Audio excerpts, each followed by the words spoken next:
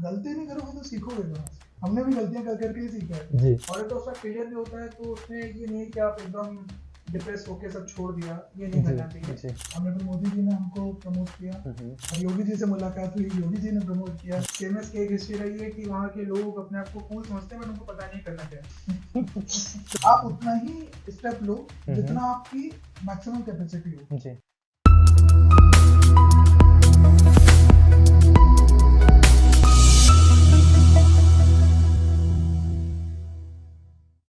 नमस्ते दोस्तों, आज अपने नेक्स्ट अनटोल्ड लाइफ स्टोरी के पॉडकास्ट में हमारे साथ दो ऐसे गेस्ट बैठे हैं जिन्होंने एक बहुत ही यूनिक कॉन्सेप्ट को पकड़ा और अपना बिजनेस उसमें बनाया। They are running their business from the last 4 to 5 years 2019 onwards और आज वो एक सक्सेसफुल एंटरप्रेन्योर है, एक सक्सेसफुल बिजनेसमैन है और बहुत से यंग एंटरप्रेन्योर्स के लिए एक मिसाल बन चुके हैं। So in this podcast I would like to welcome engineer Ishant Karoli and doctor Ishit Karoli. So welcome sir. Sir कैसा लग रहा है आप लोगों को यहाँ पे?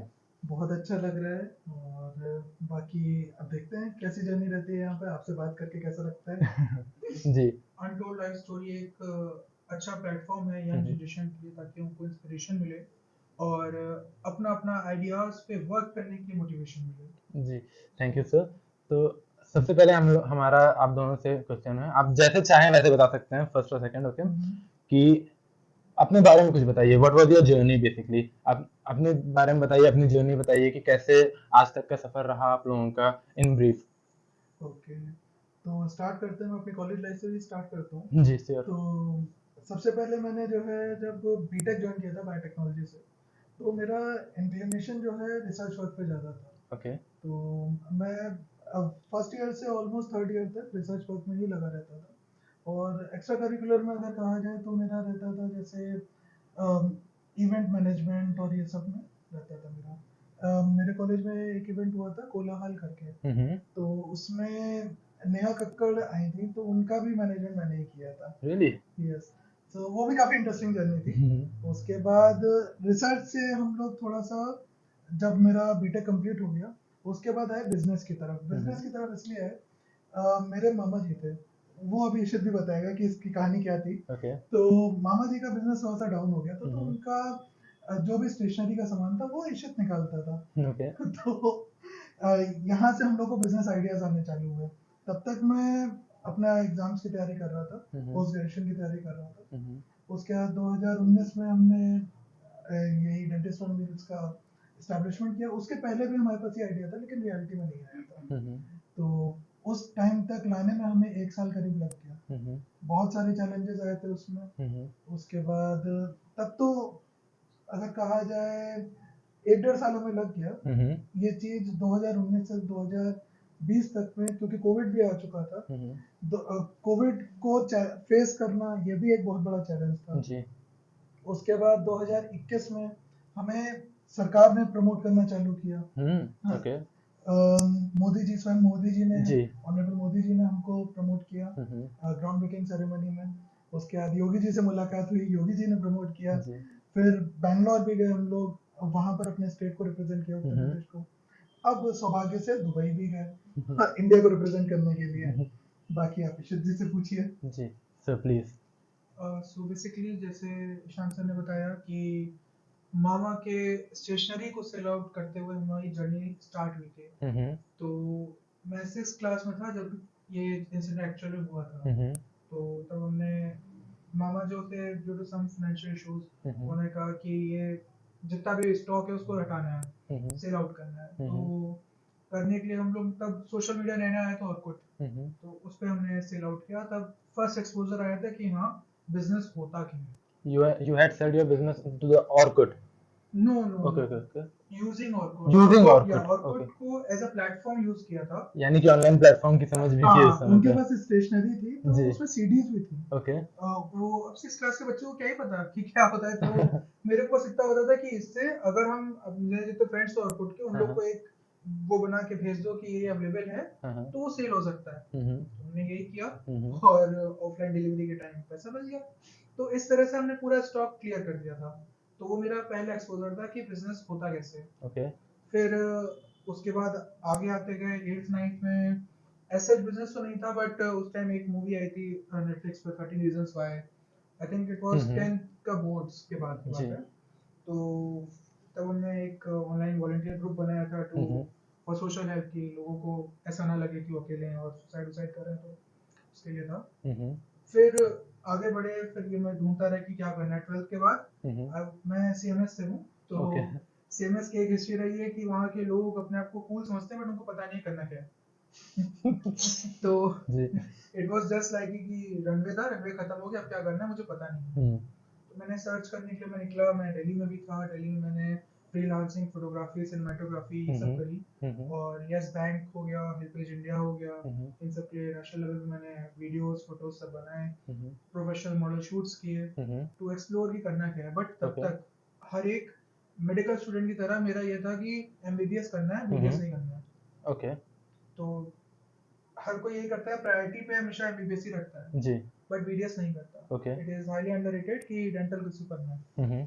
और फिर हम मेरे को मेरे मदर फादर ने जो है कॉलेज में एनरोल करा दिया, बिकॉज मैंने नीट तो दिया ही था। सो नीट जितनी बार मैंने किया तो इट वाज गुड। तो उससे से मैंने बीडीएस में एनरोल किया। फिर फर्स्ट ईयर में जो था, मैंने कॉलेज के लिए एनुअल फेस्ट में फोटोग्राफी सिनेमेटोग्राफी करी। और जैसे ही फर्स्ट प्रोफेशनल एग्जाम मेरा एंड हुआ, तब मैंने इन लोगों को आइडिया पिच किया कि डेंटिस्ट ऑन व्हील्स करते हैं। क्योंकि मैं जानता था उस टाइम की एक्सपोजर तो मुझे मिल गया बीडीएस में, मुझे ये पता चला कि पेशेंट के लिए घर पे कोई सर्विसेज ही नहीं है, सर्जरी नहीं हो सकती घर पे, ट्रीटमेंट नहीं हो सकता घर पे। अगर किसी को रात के 8 बजे के बाद दर्द है, तो वो दर्द नहीं रहेगा, उसके लिए कोई सर्विस नहीं अवेलेबल है। ओके। तो it was a huge market, क्योंकि मैं खुद ही उससे सफर कर गया था। मेरे ओहो। खुद रात में दर्द हो रहा था, और इट वाज लाइक कि I have no place to go, जबकि मेरे पास फुल बैकग्राउंड मेडिकल का था। तो वहां से मैंने कहा इन लोगों की हाँ ये चीज होनी चाहिए। तो अभी तक क्या आपने सोचा होगा कि एनजीओज में चेकअप वैन अवेलेबल है, बट कोई भी डेंटल का नहीं है। डेंटल तो का नहीं है जी। हम लोग फर्स्ट है इंडिया में जो कि डेंटल सर्विसेज इंक्लूडिंग सर्जरीज आपके घर पे दे रहे हैं। ओके। सेकंड हमारा जो यूएसपी थी वो थी ट्रॉमा मैनेजमेंट। हम लोग लाइफ कैसे बचाते हैं कि अगर कोई एक्सीडेंट होता है तो पहला 1 आवर गोल्डन आवर होता है जी। अब इसमें लाइफ बचती भी है और चली भी जाती है। हम लोग इस पूरे टाइम को हाफ में रिड्यूस करते हैं, क्योंकि नॉर्मल सिनेरियो में एम्बुलेंस जाएगी, पेशेंट को लेगी, उसके बाद हॉस्पिटल लेके जाती है, हम लोग वहीं पे ट्रीटमेंट कर सकते हैं जी। ये भी हमारा एक बहुत बड़ा एडवांटेज है। आपके पास सारे इक्विपमेंट्स रेडी रहते हैं, सारी चीज़ें रेडी रहती हैं। हाँ, तो बेसिकली ये पेटेंटेड इन्वेंशन है, इसके बारे में मैं भी बाद में डिस्क्लोज करता हूँ। जी। तो हम लोग उसमें ट्रीटमेंट सर्जरी सब कर सकते हैं। Okay. Moving on to our next question. तो मैं एक बात जानना चाहूंगा, क्या आप दोनों फर्स्ट जनरेशन एंटरप्रेन्योर हैं? यस।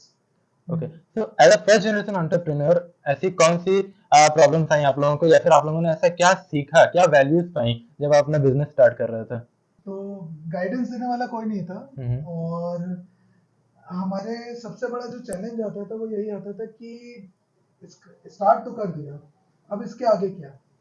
जैसे कि ईशान सर ने भी बताया कि हम लोग फर्स्ट जनरेशन एंटरप्रेन्योर तो हैं, बट कोई गाइड करने वाला नहीं था कि बिजनेस करे कैसे। आइडिया तो एक सिंपल चीज है कि आपने सोचा, और अब उसको फुलफिल करने की बात भी आती है। फुलफिल आप कैसे करोगे, लाइक आई बिलीव फर्स्ट जो आप आइडिया पिच करते हो या सेल करते हो वो आपके फ्रेंड्स एंड फैमिली को है, जी। Because they should be on the same page as you are, ताकि आपका सपोर्ट भी मिलता है और कॉन्फिडेंस भी आता है। And then comes the customers. तो हम लोग ने भी सबसे पहले स्टार्ट किया, जब आइडिया सोचा तो अपने फैमिली को पिच किया, they liked it and that motivated us to proceed forward. उसके बाद हमने ऑनलाइन बुकिंग स्टार्ट करी, लाइक ऑनलाइन अपॉइंटमेंट्स। ओके। तो हम लोग पहले ऑनलाइन अपॉइंटमेंट्स करते थे, फिर हम लोग ने प्रोस्टोडोंटिक्स में डील किया, जो कि एक ऐसी सर्विस है कि इजीली आपके घर पे हो सकती है। तो इसके बारे में प्लीज थोड़ा सा और बताइए। प्रोस्टोडोंटिक्स बेसिकली डेंचर्स हो गए, क्राउन्स हो गए, उन सब में डील होता है। ओके। और ये काफी वास्ट फील्ड है, तो हम लोग से उसी में डील कर रहे थे फिलहाल शुरुआत में। ओके। उसके बाद हम लोग ने वहाँ के फंड्स पे प्रॉफिट जितना था, हमने एक्सपैंड किया to multi speciality mobile dental unit. अब हम लोग ने विजन तो देखा कि मोबाइल यूनिट बनाना है, और काफी रेगुलेटरी कंप्लायंसेस होते हैं उसके लिए, और मैकेनिज्म्स होते हैं, सेफ्टी मैकेनिज्म्स होते हैं जो हमें उसमें रखने पड़ते हैं फीचर्स। तो वो एक चैलेंज था हमारे लिए कि उसको कैसे हम सेटअप करें, वो भी आरटीओ के कंपाइलिंग नॉर्म्स में।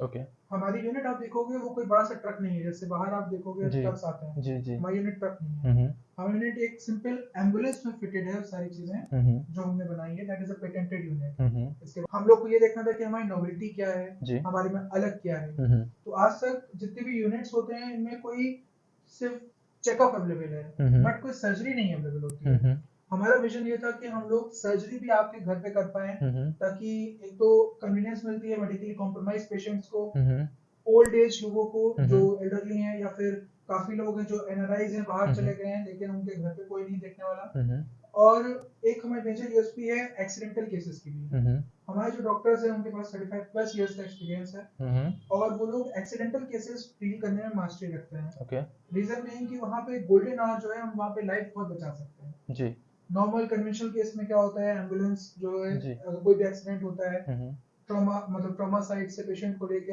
हॉस्पिटल तक जाती है, हम्म बट हमारे साथ ऐसा नहीं है। हम्म हम लोग की जो यूनिट है, मोबाइल यूनिट, वो डायरेक्टली ऑन स्पॉट वहाँ पे उसको सर्जरी ट्रीटमेंट दे सकती है ताकि उसकी लाइफ बच सके।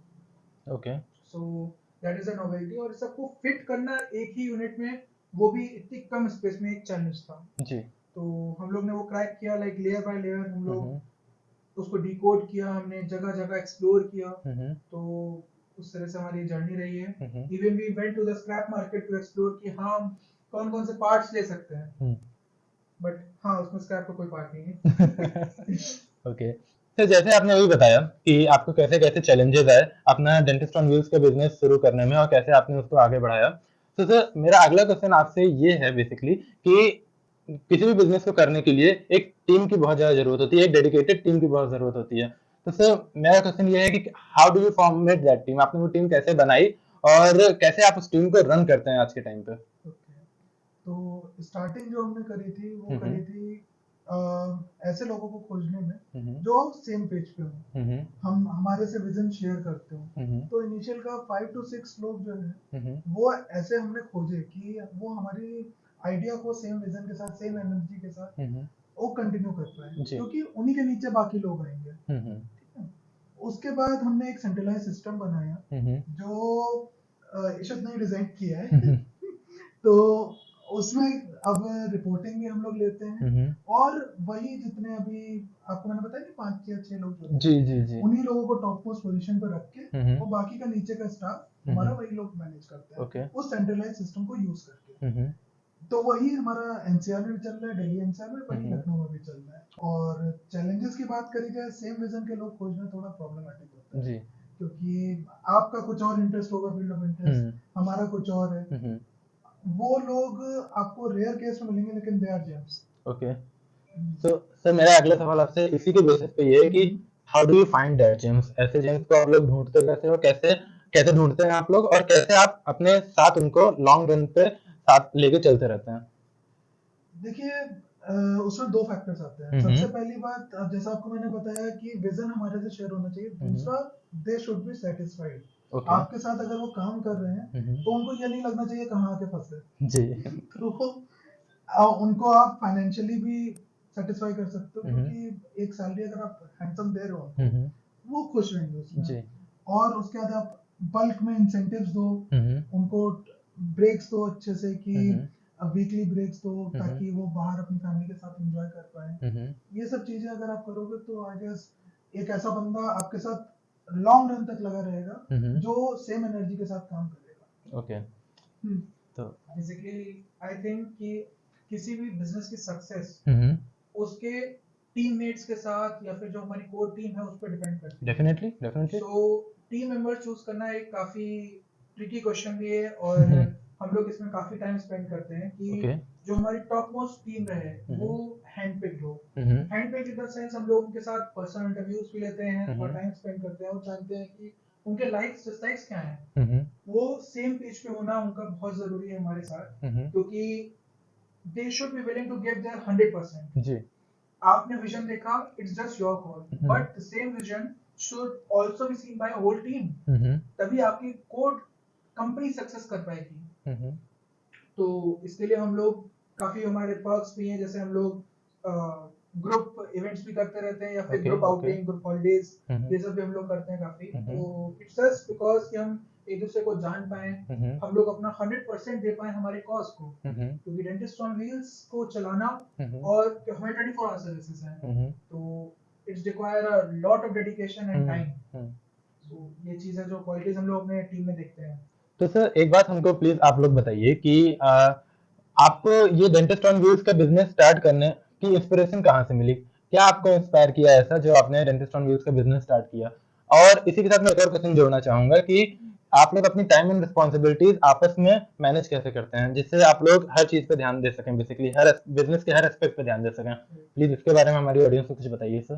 तो डेंटिस्ट ऑन व्हील्स नाम कैसे आया, ये भी बहुत ही दिलचस्प जर्नी है, क्योंकि ये मेरे फैमिली से कनेक्टेड है। रियली? या okay. So dentist on wheels के पहले हमारा नाम था 32 इंटैक्ट, और ये सन 90s में जो है मेरी मदर ने रखा था मेरे फादर के बिजनेस के लिए। अच्छा। बेसिकली उनको डेंटल क्लिनिक खोलना था, तो तब वो नाम आया 32 इंटैक्ट। फिर जब मैंने पिच किया मम्मी को कि मम्मी ऐसा कुछ हमें करना है, तो उन्होंने कहा कि इसका नाम डेंटिस्ट ऑन व्हील्स रख दो। ओके। तो ऐसे ये नाम पड़ा डेंटिस्ट ऑन व्हील्स।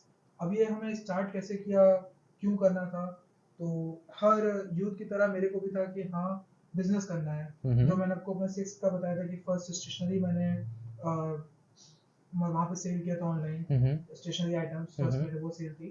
तो वहाँ से हमें पता चला कि बिजनेस करना कैसे, वो फर्स्ट एक्सपोजर था मेरा। उसके बाद मैंने फ्रीलांसिंग करी कि फोटोग्राफी सिनेमाटोग्राफी करी, फ्रीलांसिंग में दिल्ली में था मैं, तो काफ़ी मेजर ब्रांड्स की मैंने किया, और तब थोड़ा और एक्सपोजर हुआ कि एक्चुअल बिजनेस क्या क्या है।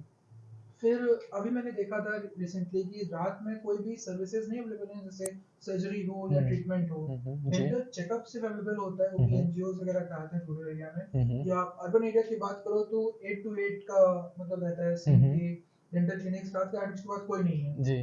तो वो एक मेजर गैप था जो हमने कहा कि हम फिल कर सकते हैं, बिकॉज मेरे खुद जो है डेंटल इश्यूज थे रात में, और मेरे को कोई ट्रीट करने वाला नहीं था। तो मैंने देखा कि हाँ काफ़ी लोग हैं जो रात में बहुत ज़्यादा दर्द में हैं और कोई ट्रीटमेंट अवेलेबल नहीं है। तो वहाँ से हमने डेंटिस्ट ऑन व्हील्स का पिच किया, फैमिली को पिच किया सबसे पहले, फिर इन्वेस्टर्स को पिच किया, और फिर कस्टमर्स को जी। तो जो हमारे पेशेंट्स हैं they are really liking it, because काफ़ी पेशेंट्स ऐसे हैं जो कि या तो एल्डरली हैं या फिर मेडिकली कॉम्प्रोमाइज्ड हैं, जिनके पास कोई और ऑप्शन ही नहीं आता था डेंटिस्ट ऑन व्हील्स जी। सो वहाँ से हमने स्टार्ट किया। Okay. So, sir, how do you manage your time and responsibilities among each other? कैसे आप लोग अपनी time and responsibilities manage करते हैं? Please उसके बारे में कुछ बताइए सर। ओके तो टाइम और रिस्पॉन्सिबिलिटी की अगर आप बात करिए तो मोर और लेस हम दोनों का एक ही जैसा काम था इनिशियली जब हम लोग कर रहे थे, क्योंकि हम ही लोग अपने सेल्स एग्जीक्यूटिव भी थे जी। हम ही लोग अपने कहा जाए टॉप मोस्ट एग्जीक्यूटिव्स भी थे जी। उसके बाद अब हम लोग क्या करते हैं कि ये इन्वेस्टमेंट का पार्ट देखता है या टेक्नोलॉजी का पार्ट भी अभी यही देख रहा है ओके। और बाकी मेरा काम है कि मैं टीम मैनेज करता हूँ, और बाकी आपका कहा जाए जो लास्ट कहा जाए कि लाइक जो कन्वेंशनल सीईओज और सीईओज हैं हम लोग का वो काम हमने डिवाइड कर लिया है okay. जैसे जो भी कंपनी का ऑपरेशंस के रिलेटेड काम होता है वो ईशान सर देखते हैं जी। और जो भी इन्वेस्टमेंट या फिर टेक्नोलॉजी का तो एक हम लोग मैंने एक्स्ट्रा कर रखा है, बट मेनली क्या इन्वेस्टमेंट वगैरह या फिर रेगुलेशन ये सब मैं देखता हूँ जी। और ईशान सर जो है वो ऑपरेशंस वगैरह देखते हैं हमारे डे टू डे ऑपरेशंस जी। मतलब एंड तक हमारी सर्विस एग्जीक्यूट हो जाए ये देखना मेरा काम जी। और डेंटल टीम को मैनेज करना मेरा काम है, सारे डेंटल डॉक्टर्स का जी। तो किसी भी एक एंटरप्रेन्योर की जर्नी में जब वो एंटरप्रेन्योर बिजनेस कर रहा होता है उस टाइम पे बहुत बार रिस्क लेता है वो बिजनेसमैन, तो प्लीज हमको बताइए कि रिस्क टेकिंग कैपेबिलिटीज किसी बिजनेस में किस तरह होनी चाहिए। और अगला सवाल मेरा ये है कि कभी कभी रिस्क लेने से फेलियर और सेटबैक्स भी आते हैं, तो उस एक अच्छा बिजनेसमैन फेलियर या सेटबैक्स को कैसे मैनेज करता है? बिजनेस में रिस्क काफी एक की रोल प्ले करता है। अब रिस्क लेना कौन सा है वो भी मैटर होगा। कैलकुलेटेड रिस्क एक ऐसा रिस्क होता है जो सेफेस्ट भी है और आपको उस पे गैम्बल करने पे डर नहीं लगेगा। हम लोग ने भी काफी ऐसे रिस्क लिए हैं और आई बिलीव हर बिजनेस लेता भी है कि कैसे उनको अपनी स्ट्रेटजीज चेंज करनी है, कहीं वो बैकफायर ना कर जाए। मैं आपको एक किस्सा बताता हूँ, जैसे कि एडवर्टाइजमेंट का होता है। एडवर्टाइजमेंट एक ब्रांड अवेयरनेस भी रेज करती है और उसमें हम लोग काफी रिस्की चीजें भी लिखते हैं, लाइक कंट्रोवर्शियल डायलॉग्स बोलते हैं। वो सब इसीलिए लेते हैं कि इससे हमें बेनिफिट क्या मिलेगा, हम्म क्या इससे ब्रांड को पोटेंशियल ऑडियंस मिलेगी या नहीं मिलेगी। हम्म तो आई बिलीव रिस्क लेना चाहिए, रिस्क हम्म आप लीजिए, कैलकुलेटेड रिस्क लीजिए। हम्म और अगर उसका फेलियर भी होता है तो उसमें ये नहीं है कि आप एकदम डिप्रेस होके सब छोड़ दिया, ये नहीं जी करना चाहिए, जी because failures are the part of the journey. Hmm entrepreneurship is a journey जिसको आप खुद जी रहे हो और अपने सारे को-फाउंडर्स और कोर टीम को भी दिखा रहे हो। जी तो एंटरप्रेन्योरशिप में आपको रिस्क भी लेना होता है, फेलियर भी मिलते हैं, और फेलियर से डरना नहीं चाहिए, ओके क्योंकि अगर फेल हुआ भी तो एक कहावत है कि नन्ही चींटी 10 बार दाना लेके चढ़ती है दीवार पे, जी दीवार पे बार बार चढ़ेगी, गिरेगी, लेकिन हम्म वो चढ़ना नहीं छोड़ती है, और जी एक दिन आता है कि वो चढ़ जाती है। जी इसी के साथ ईशान सर आप बताइए। काफी अच्छा सवाल है आपका। जी रिस्क कहा जाए, जितना रिस्क है इस जर्नी में उतना ही बेनिफिट भी है। ओके अगर आप रिस्क लेने का पोटेंशियल नहीं भी रखते हो, आप थोड़ा baby steps low.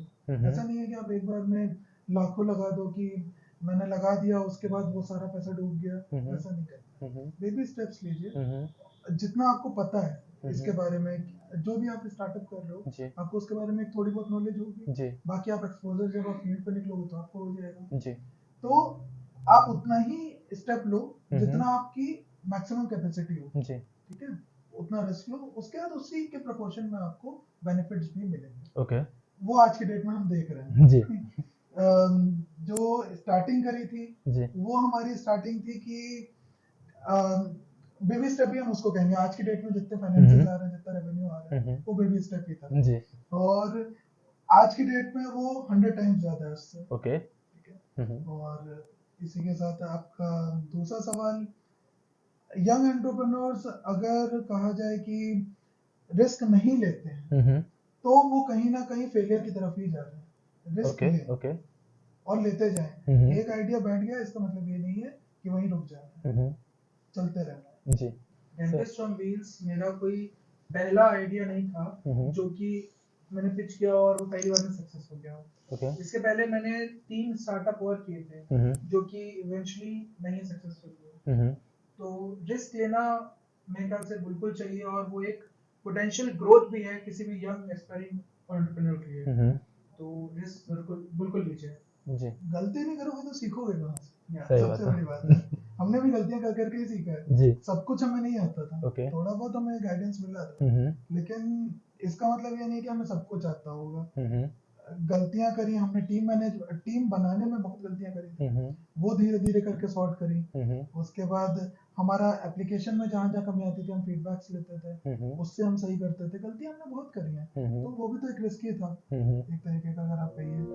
Dentist on wheels का ये मिशन है कि डेंटल प्रॉब्लम्स भी जरूरी हैं, उसको आदमी नज़रअंदाज ना करे और उसको सीरियसली ले, और हेल्थ प्रॉब्लम्स के कंपैरिजन में उतना ही सीरियसली ले जितना सीरियसली लेना चाहिए। और इस गैप को कवर करने के लिए हम पूरी अपनी कोशिश कर रहे हैं, और एक समय आएगा कि पूरा इंडिया जो है डेंटल प्रॉब्लम्स को सीरियसली लेना स्टार्ट कर रहा है, और हम लोग उसको खत्म नहीं करेंगे।